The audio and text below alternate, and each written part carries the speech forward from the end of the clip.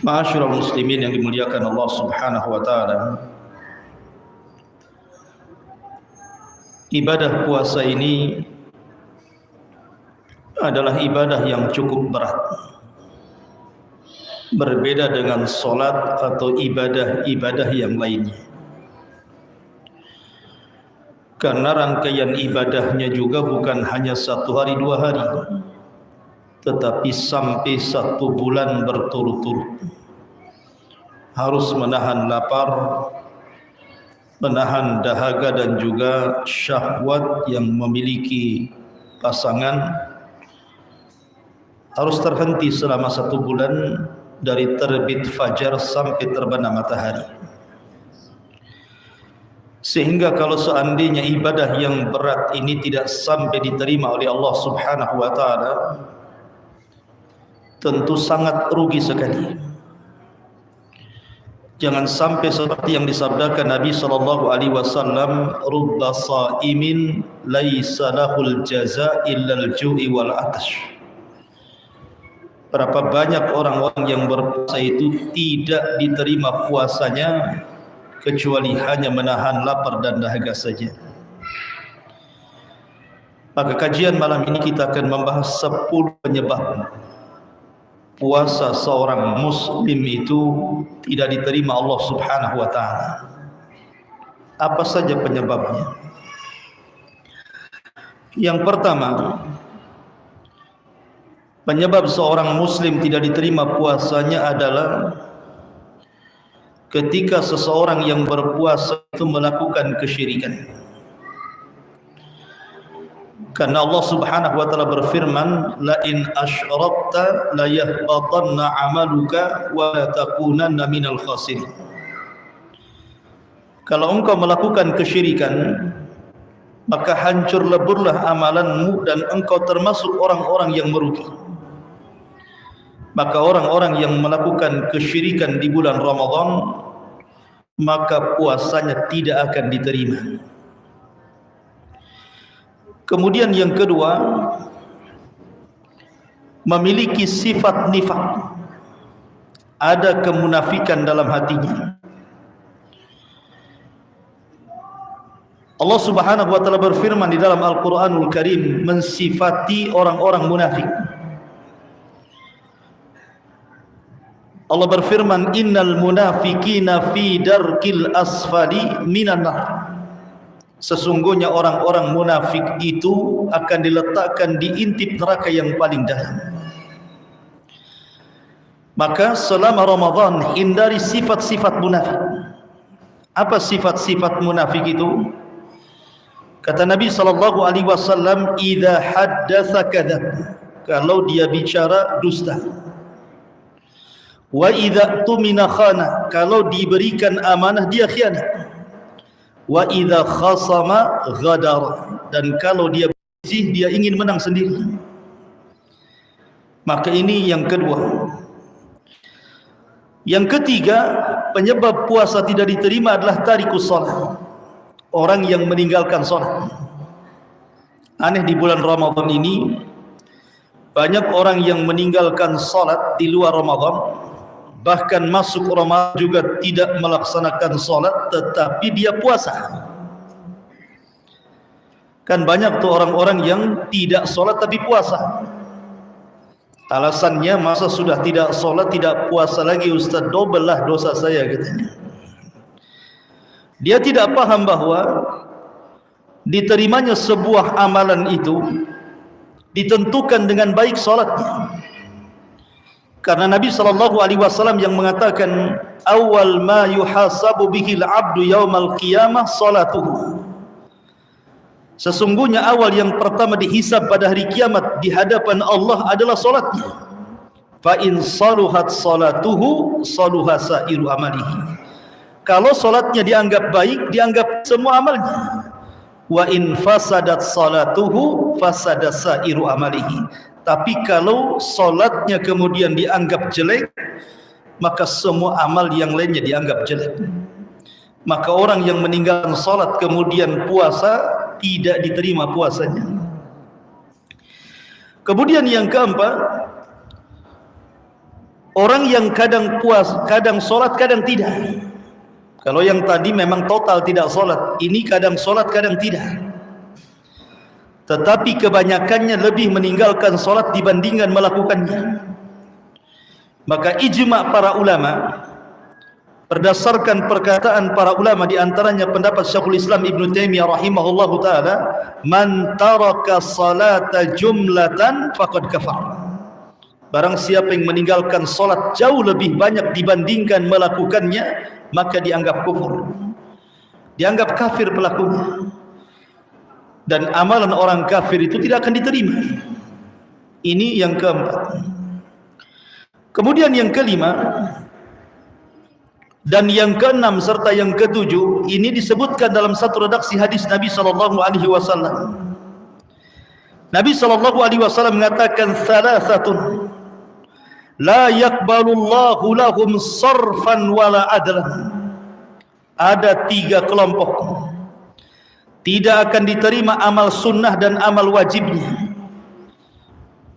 Di sini Rasul mengatakan 3 kelompok tidak akan diterima amalan sunnahnya dan juga amal wajibnya, termasuk padanya puasa Ramadan. Kemudian Rasul mengatakan yang pertama, akun, orang yang durhaka kepada orang tua. Maka kalau orang berpuasa tapi masih durhaka dengan orang tua, tidak diterima puasanya. Kemudian yang kedua, mannanun, orang yang suka mengungkit-ngungkit sedekah, mengungkit-ngungkit pemberian. Makanya Allah Subhanahu wa ta'ala berfirman, qaulun ma'rufun khairun min sadaqatin yatba'uha adha. Ucapan yang baik itu jauh lebih indah dibandingkan sedekah tetapi menyakiti orang yang disedekahinya. Maka orang yang berpuasa kemudian dia bersedekah, memberi makan orang yang berpuasa atau menolong fakir miskin tetapi menyebut-nyebut kebaikannya, maka ini tidak akan diterima puasanya. Kemudian yang ketiga, wa mukadzabun bil qadar, orang yang berdusta atau mendustakan urusan takdir. Dia tidak yakin ada takdir, maka ini pun perkara yang bisa membatalkan atau tidak diterima puasa seseorang. Kemudian yang nomor 8, al-mustahzi biddin, orang yang istihza, orang yang mengolok-olok agama. Karena orang-orang yang mengolok-olok agama itu dianggap kufur. Allah Subhanahu wa ta'ala berfirman, wala in sa'altahum la yaqulunna innama kunna nakhudhu wa nal'ab qul abillahi wa ayatihi wa rasulihi kuntum tastahzi'un la ta'tadiru qad kafartum ba'da imanikum. Apabila kau tanya kepada mereka, maksudnya orang-orang munafik di zaman Rasul yang mengolok-olok para penghafal Quran. Jadi orang-orang munafik ini sedang berkumpul memandang para sahabat, para qurra, penghafal Quran yang sedang bermajlis di hadapan Rasul. Tiba-tiba menyeletuk salah seorang di antara mereka dan mengatakan, kami tidak pernah melihat orang yang paling pengecut kecuali mereka. Kami tidak pernah melihat orang yang paling rakus terhadap dunia kecuali mereka. Kami tidak pernah melihat orang yang paling dusta ucapannya kecuali mereka. Tiba-tiba turun ayat ini. Wala in sa'altahum man khalaq, wala in sa'altahum, apabila kau tanya mereka dengan ucapan itu, la yaqulunna, mereka akan mengatakan innama kunna nakhudhu wa nal'ab. Kami hanya main-main saja dengan ucapan itu, wahai Rasul. Maka Allah Subhanahu wa ta'ala tegaskan, katakan apakah dengan Allah, dengan ayat-ayatnya, dengan Rasulnya kalian bermain-main? Jangan cari-cari alasan kalian sudah kufur setelah keimanan kalian. Maka istihza, mengolok-olok agama, menjadikan puasa seorang tidak akan diterima. Kemudian yang nomor 9, orang yang mendatangkan nawaqidul Islam, orang yang mendatangkan pembatal-pembatal Islam. Pembatal-pembatal itu bukan hanya dah solat saja, bukan hanya di wudu saja, kalau orang kentut batal wudunya, tapi Islam juga bisa batal dengan mendatangkan pembatal-pembatalnya. Dan sebagian para ulama sudah menulis kitab tentang pembatal-pembatal Islam, di antaranya 10 pembatal Islam, nawaqidul Islam. Maka siapa yang mendatangkan pembatal-pembatal Islam tidak akan diterima puasanya. Kemudian yang terakhir, manin tasaba ila firqatin dhalah. Orang yang kemudian menasabkan dirinya kepada kelompok-kelompok sesat dalam Islam, seperti mengikuti ajaran Ahmadiyah, mengikuti ajaran Bahaiyah, mengikuti ajaran-ajaran yang telah disesatkan oleh para ulama sampai ke taraf kufur, maka puasanya tidak akan diterima. Inilah sebab atau penyebab 10 kenapa puasa seorang hamba tidak akan diterima oleh Allah Subhanahu wa taala.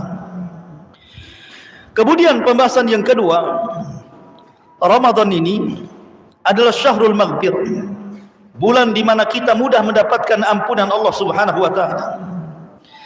Tapi di sana ada 4 penyebab orang itu tidak akan mendapatkan ampunan walaupun dia puasa, walaupun dia tarawih selama Ramadan ini. Dan itu disebutkan dalam satu redaksi hadis Nabi sallallahu alaihi wasallam, di mana disebutkan dalam hadis qudsi, yaqulun, mereka mengatakan, ya Jibril, ma sana Allahu fi hawaijil mu'minin min ummati Muhammadin sallallahu alaihi wasallam. Apa yang Allah Subhanahu wa taala lakukan terhadap hajatnya kaum mukminin terhadap umat Muhammad sallallahu alaihi wasallam. Maka Jibril mengatakan, innallaha nadhara ilaihi, maka Allah akan memandang umat Muhammad ini, wa afa anhum wa ghafara lahum. Setelah dipandangnya, maka Allah akan ampuni dosa-dosa mereka, illa arba, kecuali 4 golongan tidak akan diampuni dosanya. Kemudian faqalu, mereka berkata, man haula'i arba, itu siapa yang 4 orang itu maksudnya?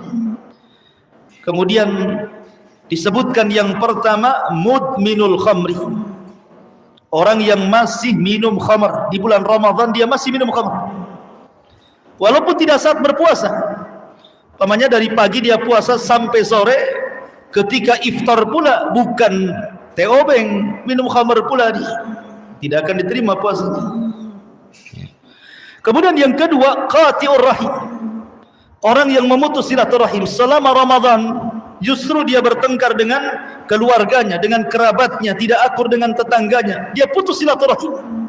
Walaupun dia puasa, walaupun dia tarawih, tidak akan diampuni dosanya.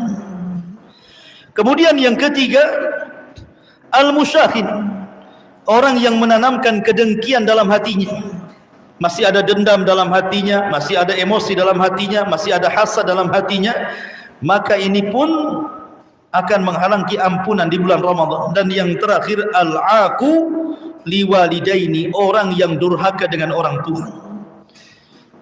Maka 4 orang ini, orang yang minum khamr, orang yang memutus silaturahim, orang yang kemudian dalam hatinya masih ada kedengkian, dendam, hasad dan yang semacamnya, termasuk juga orang yang durhaka dengan orang tua, adalah 4 penyebab puasa seseorang tidak akan mendapatkan ampunan.